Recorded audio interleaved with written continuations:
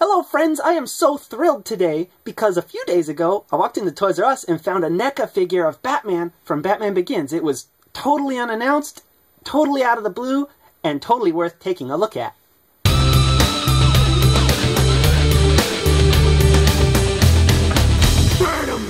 Out of the package, I can already tell that this is an amazing Batman figure. I love the design of the costume from Batman Begins because Christopher Nolan finally gave us a cloth cape on our movie Batmans, and Neca has replicated that here with this fabric cape.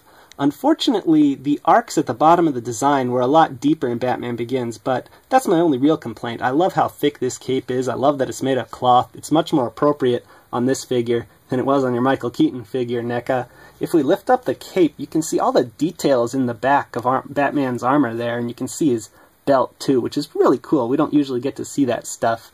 Coming back around to the front, one of the negative things I can say is there's a rubber diaper there again. That usually doesn't bother me too much, but on this one, when you start moving the legs, you can really tell that it's a separate piece. It doesn't mesh too well with the sculpt. It makes Batman's butt look really long there in the back.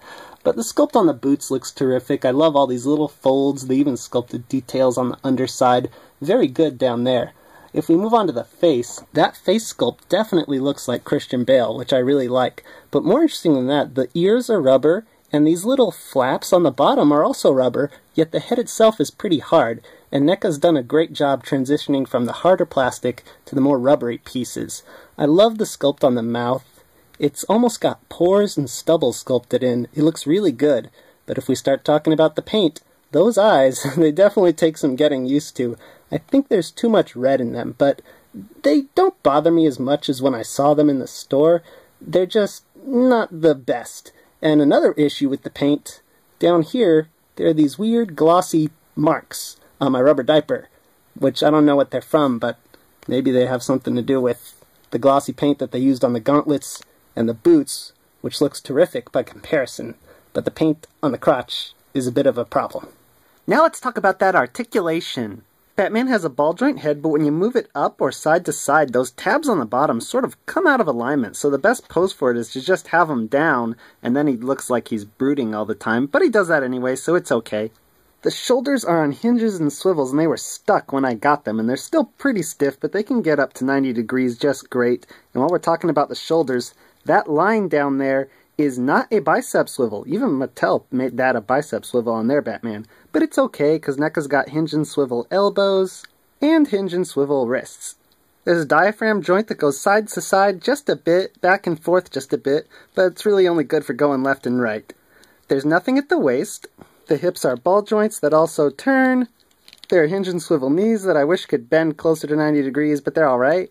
And ball joint ankles that are pretty stiff, but I've come to expect that from NECA figures. So the articulation's more or less what you'd expect on a figure from Neca. Could be better around the head, the shoulders are pretty stiff, but overall it's pretty good.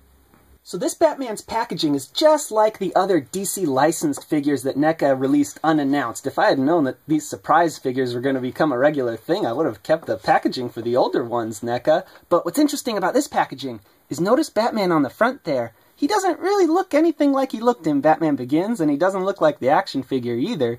This Batman on the front of the package is actually an exact recreation of this illustration that Mattel put on their Batman Begins figures way back in 2005.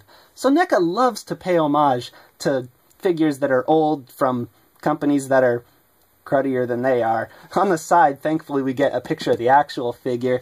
On the back, another picture of the real figure, which looks much more like the movie than that illustration. And on the bottom it says it includes 2 sets of hands, 2 batarangs, a grapple gun, and a gun clip. Ooh, can't wait to take a look at those. But in the meantime, cut the tape, open the flap, pull out the tray, throw up this cape, undo one twist tie, another twist tie around the ankles, and then get Batman and his cape out. Now it's time to look at those awesome accessories. Batman comes with his grapple gun, a little clip to put that gun on his belt, a right hand with a trigger finger for that grapple gun, a big batarang, a little baby batarang, and a left hand for gripping those batarangs. As best as I can tell, the grapple gun's meant to go on this clip with the trigger guard going around this tiny little peg on the bottom, and it snaps in just like that. Then you put the other side of those clips across this little square and cylinder on Batman's belt, just like this. And it rests on his belt. Looks really nice, like he's ready to draw it with his left hand. I thought Batman was right-handed. Ah, stupid me, of course he's right-handed, because his right hand has the trigger finger for holding that grapple gun. We'll pop that on right now. Oh man. It's kind of stiff. But I'd rather it be stiff than loose, right? Innuendo? Ha ha ha. Batman's looking pretty sweet, holding the grapple gun in his right hand there. Looks a little smaller than it did in the movie, but the detail's awesome. Alright, let's get the left hand now. And pop that battering hand in. Ooh. Here he is holding the big battering in his left hand. And there he is with the tiny one. I don't know why we really got two different sizes. I don't remember there being different sizes in the movie. I remember there being a fold-up one. Did we get a fold-up one, Neca? Whatever, I don't care. Okay, scale time. Batman stands just at 7 1/4 inches tall if you count the ears. Do the ears count? I don't know. I'm counting them. Here he is with the 6-inch Batman and Spider-Man. He's taller than both of them. And here he is with the other Neca Batman figures. He's got the best cape out of all of them, because Adam West's cape is just too flat, and then Michael Keaton's cape should look more leathery, but it doesn't, and it's even thinner than the Batman Begins cape. Christian Bale wins this contest.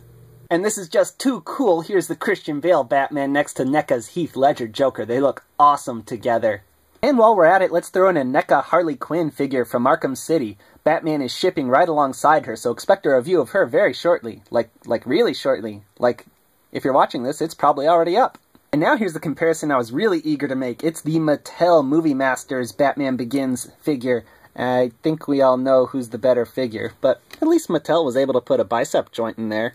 There's really no comparison. Do I even have to go into which figure's better? I mean, maybe if you like rubber capes and crappy sculpts and really small figures, you get the Mattel one.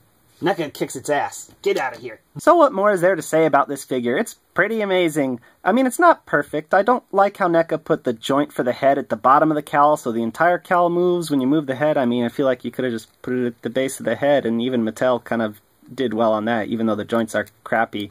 But other than that, I mean, there are a few problems. The rubber diaper can be distracting, and those eyes, the paint makes him look batshit crazy sometimes. But everything else is top-notch. The sculpt is great. I could not be more happy with the accessories. And if you want a figure of Batman from Batman Begins, this is really the best option out there. I mean, what are you going to do? Get the Mattel one? It didn't have any of these accessories, and it looked tiny. Even compared to, like, DC Universe Classics, this is in a much better scale.